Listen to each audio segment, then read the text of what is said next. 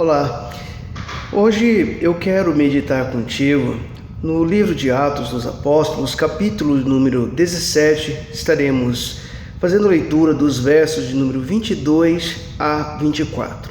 Então vejamos, a palavra diz o seguinte: levantou-se a multidão unida contra eles, e os pretores, rasgando-lhes as vestes, mandaram açoitá-los com varas.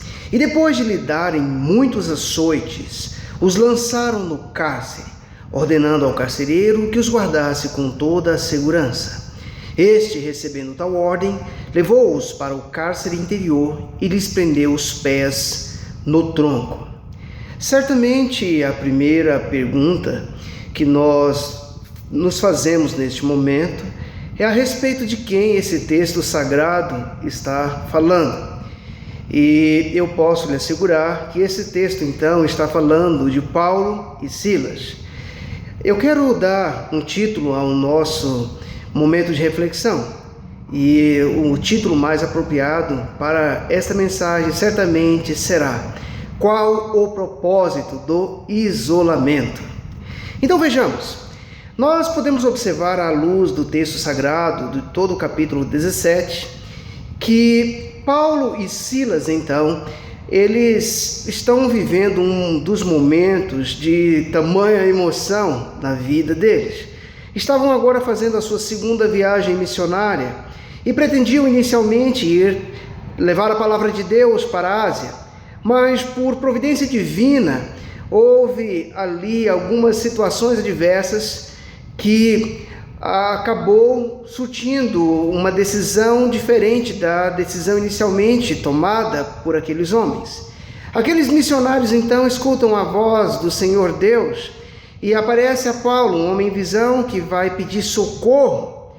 E a partir então dessa visão, a partir do próprio Espírito Santo de Deus, o Espírito de Jesus que vai lhes conduzir para a Europa, seria ali agora implantada a primeira conhecida igreja da Europa, a igreja de Filipos. Então, cabe aqui eu salientar e falar para ti que naquele momento Deus queria fazer pelo menos 3 coisas fantásticas, 3 milagres tremendos. Então vejamos, nós vamos observar que num primeiro momento, quando aqueles homens chegam ali depois daquela viagem conturbada, eles procuram um local para poder orar. E a Bíblia vai nos dizer que aqueles homens então, eles vão até um determinado local, eles vão procurar ali um local de oração. E quando aqueles homens então vão conhecer uma mulher chamada Lídia. E essa mulher, a vendedora de púrpura, era da cidade de Tiatira.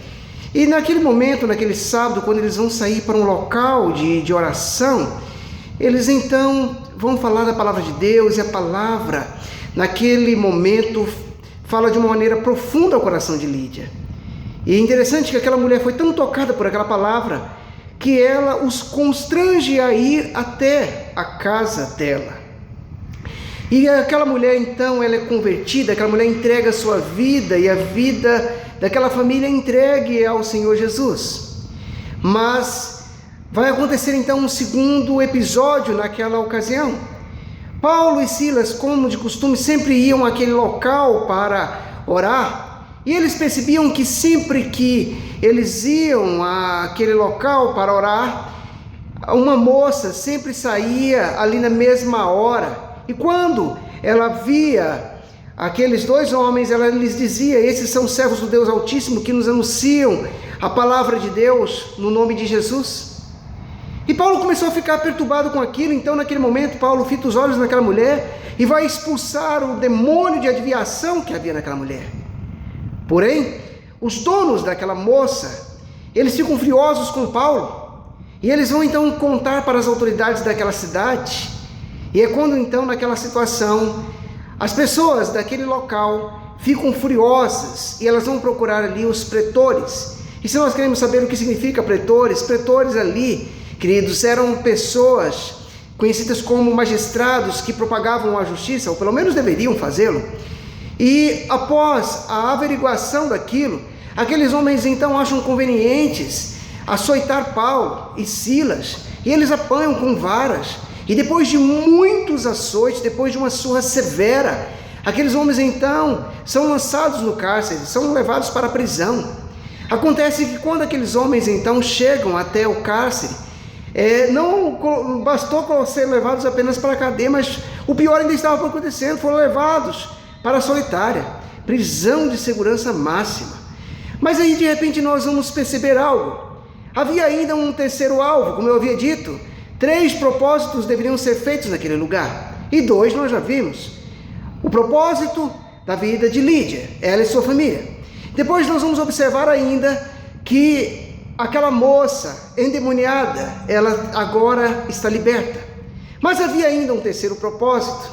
E esse terceiro propósito, ele vai acontecer ali na prisão. Paulo, ele começa naquele momento, depois de ter levado uma surra terrível, ele e Silas estão ali presos, estão machucados, estão feridos.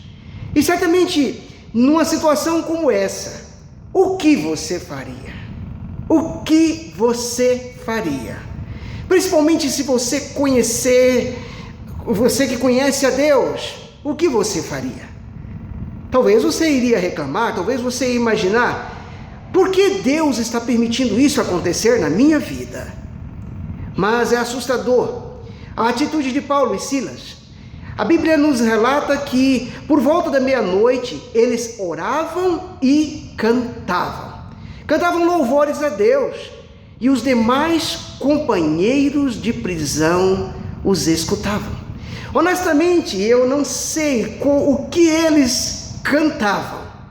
Talvez alguma canção do tipo, agradecendo a Deus por tudo que tens feito, por tudo que ainda vais fazer, por tuas promessas, talvez algo do tipo. Mas eu não sei te dizer o que eles cantavam. Uma coisa eu sei te dizer, que a partir do momento em que aqueles homens começaram a orar e cantar, o sobrenatural entra em ação, e de repente sobrevém um terremoto tão grande, tão gigantesco, que ele sacode os alicerces daquela prisão, e abriu-se todas as portas, todas as celas foram abertas, e todas as algemas, todas as cadeias de todos foram soltas. E de repente o carcereiro então ele vai despertar do sono, assustado, e ele vai puxar uma espada para agora cometer suicídio. Mas naquele instante Paulo ele vai dar um grande brado, ele vai dizer: não te faças nenhum mal, todos nós estamos aqui. Percebam o milagre. Nessa situação os presos poderiam ter ido embora, mas não foram, permaneceram ali. E aí o terceiro milagre acontece. Aquele carcereiro que até então tratara aqueles 2 homens como bandidos, agora vai dizer: senhores, vocês que pregam a palavra de Deus, o que eu devo fazer para ser salvo? E naquele momento Paulo vai dizer para aquele homem: crê no Senhor Jesus, e será salvo tu e a tua casa. Queridos, podemos observar que às vezes situações de isolamento têm um propósito. Deus estava no controle de tudo, e Deus está no controle da sua vida e da sua situação. Durante esses dias que você viver o isolamento junto com a sua família, não reclame, tente entender o que Deus tem de propósito nisso. Que Deus possa te abençoar, que você possa agradecer e louvar a Deus por este momento de isolamento, em nome de Jesus.